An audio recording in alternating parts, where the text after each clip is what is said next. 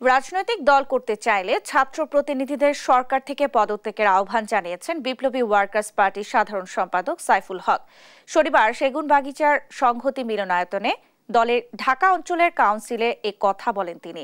সরকারি ছত্রছায়ায় কোনো রাজনৈতিক দল তৈরি হলে তাদের অধীনে নির্বাচন সুষ্ঠু হওয়া নিয়ে প্রশ্ন উঠবে বলেও মন্তব্য করেন তিনি।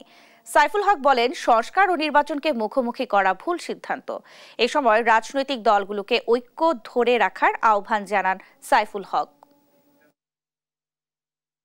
এখন দেখছি যে কে কত দেশপ্রেমী, সেই দেশপ্রেমীকে প্রমাণ দেবার জন্য এক ধরনের প্রতিযোগিতা চলছে।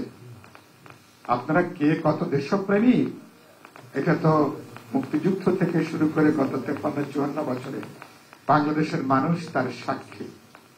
সুতরাং আপনাদের দেশপ্রেমের সার্টিফিকেট, নিজের সার্টিফিকেটটা নিজে দিয়েন না, দেশের মানুষকে আপনাদের সম্পর্কে সার্টিফিকেট দিতে সুযোগ দেন।